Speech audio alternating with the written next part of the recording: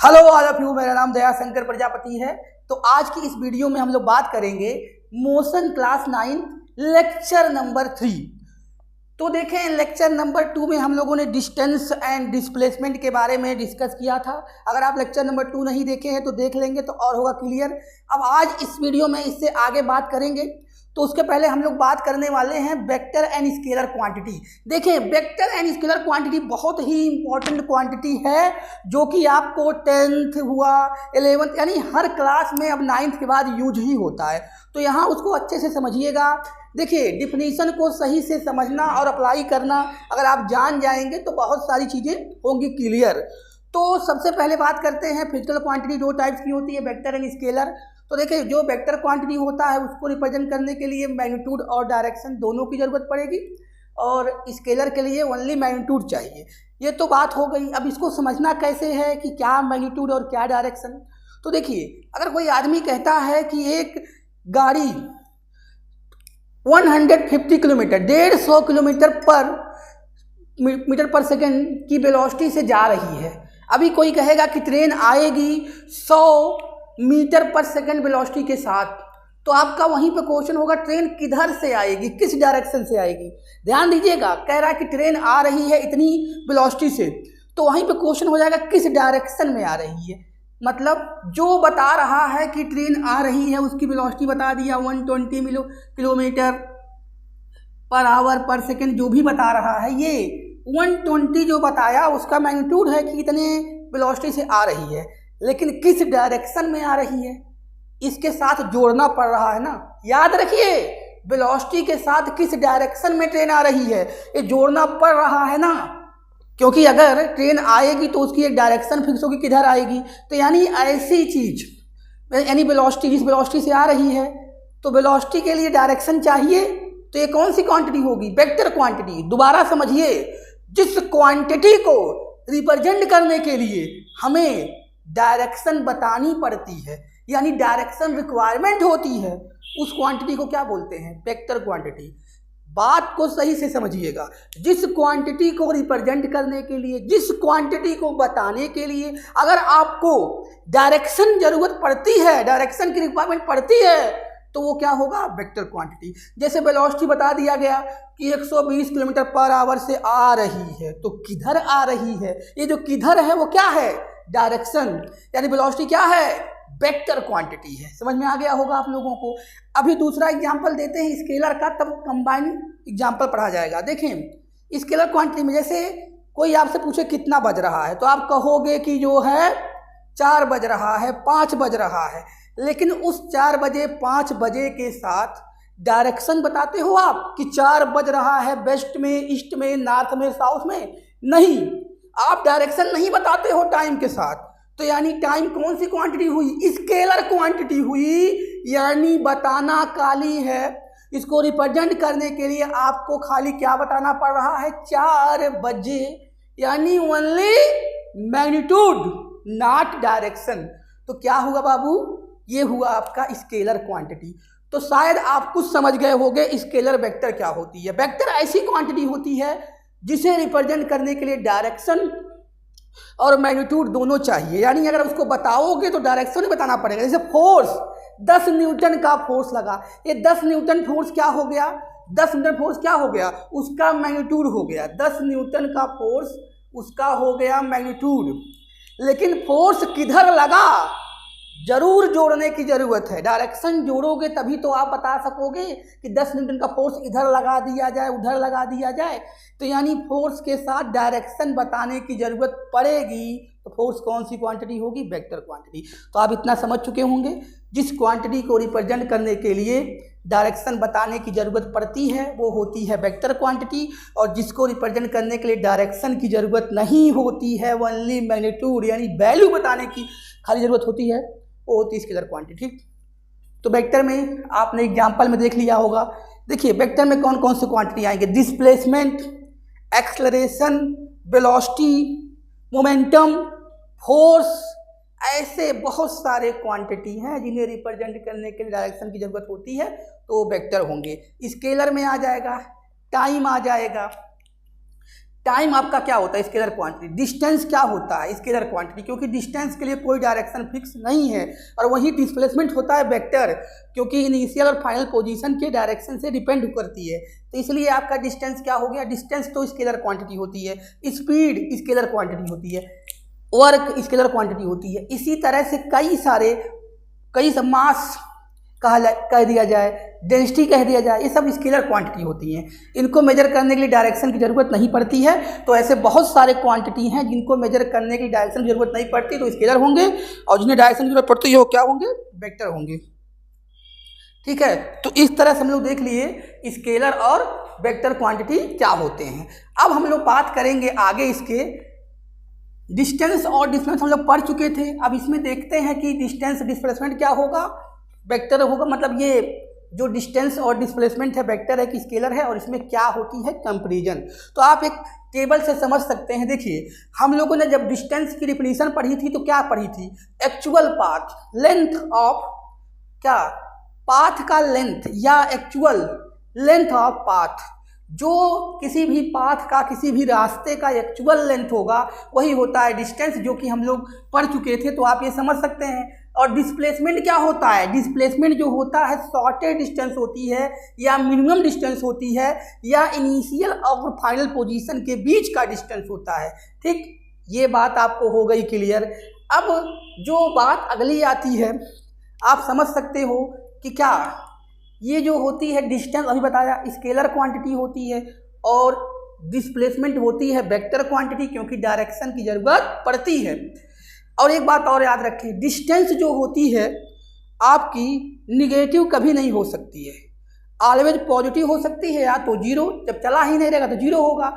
लेकिन डिस्प्लेसमेंट की बात करें तो निगेटिव पॉजिटिव जीरो सब हो सकता है, इस बात को याद रखना है। और जो अगला पॉइंट याद रखना है, दो पॉइंट के बीच का डिस्टेंस चेंज हो सकता है। देखिएगा ध्यान से, दो पॉइंट के बीच का डिस्टेंस चेंज हो सकता है अगर उसका पाथ अलग अलग हो। जैसे आप ए मान लीजिए, यहाँ पे कहीं बी मान लीजिए। अब आप ए से बी जा रहे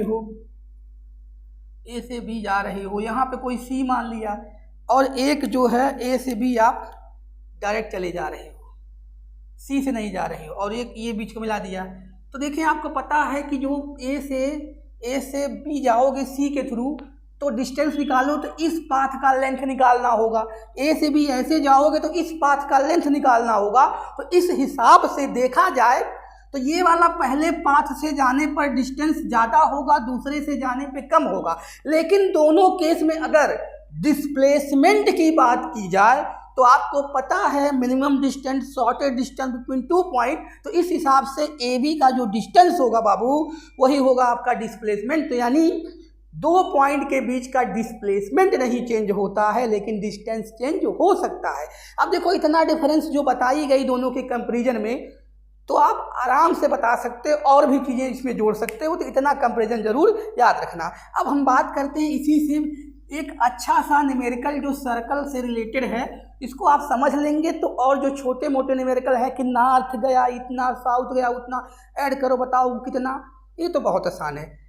अब देखो मेरे भाई, अगर मैं कहूँ कि एक सर्कल है, यहाँ से वो स्टार्ट करता है मूव करना। कौन? वही जिसको तुम समझ रहे हो, कोई भी यहाँ से स्टार्ट करता है एक ऑब्जेक्ट, और ये मूव करता, फिर यहाँ बी भी है, यहाँ सी भी है, यहाँ डी भी है, और इस सर्कल का रेडियस स्मॉल आर है। तो ये ऐसे मूव करके पहला पॉइंट आ गया कि अगर ए से मूव करके ए टू ए, मतलब ए से ए पर आ जाए, तो आपको बताना है डिस्टेंस एंड डिस्प्लेसमेंट। तो फाइंड करना है, फाइंड डिस्टेंस एंड डिस्प्लेसमेंट। तो देखें बाबू, इस केस में आप क्या बता सकते हो, अगर ए से चलकर ए पर ही आ गया तो पहली बात करें डिस्टेंस का, तो इसमें डिस्टेंस की बात करोगे तो डिस्टेंस कितना होगा बाबू, डिस्टेंस सरकमफ्रेंस हो जाएगा। कितना हो जाएगा? सरकमफ्रेंस, लेंथ पूरा ये इस पाथ का लेंथ। तो ये पाथ कौन सा है? सर्कुलर पाथ है, और सर्कुलर पाथ पे मूव करोगे तो जो डिस्टेंस ट्रेवल करोगे वो सरकमफ्रेंस इसको हिंदी में परिध बोलते हैं, सर्कल का, वृत्त का परिध। तो यहाँ पे कितना होता है, अगर रेडियस r है तो 2 पाई r, इसकी यूनिट जो भी ली जाएगी यूनिट। तो याद रखिएगा डिस्टेंस ये हो जाएगा इस केस में। और अगर डिस्प्लेसमेंट की बात करें, कितना होगा बताओ, कितना होगा? डिस्प्लेसमेंट ए से ए आ गया, इनिशियल और फाइनल पोजीशन क्या हो गया? सेम हो गया। इनिशियल और फाइनल पोजीशन सेम हुआ तो डिस्प्लेसमेंट कितना आएगा बाबू? 0। क्यों आएगा? क्योंकि ए से ए पर ही आ गए, तो कितना आएगा डिस्प्लेसमेंट? 0। इस बात को याद रखिएगा। समझ में आया? अगर ए पॉइंट पर निकालना था तो ए की कहानी हो गई। अब यही रुक के एक बात और समझ लेते हैं। अगर ये कह देगा कि कोई ऑब्जेक्ट ए से स्टार्ट करके 4 चक्कर लगा, एक ए पर ऐसे 4 चक्कर लगाया, ए टू ए, ये तो एक ही चक्कर में ये डिस्टेंस था, ये डिस्प्लेसमेंट था।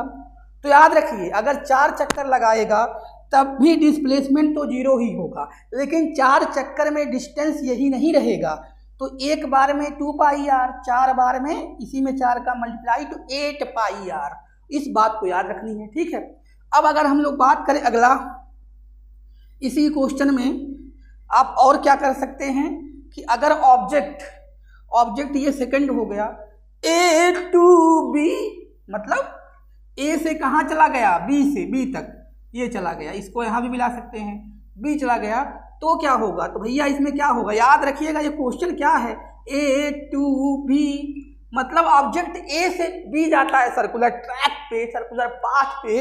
तो कैसे निकालोगे भैया? यहाँ आपको दिख रहा है, तो हम लोग ये मान लेते हैं कि सर्कल है, 4 पार्ट में डिवाइड है, ऐसे इसकी को इधर कर लो तो सब 90 बना रहा है। तो यहाँ पे बी निकालना है। देखिए ये एंगल पता हो तो हमें पता होता है लेंथ ऑफ आर्क,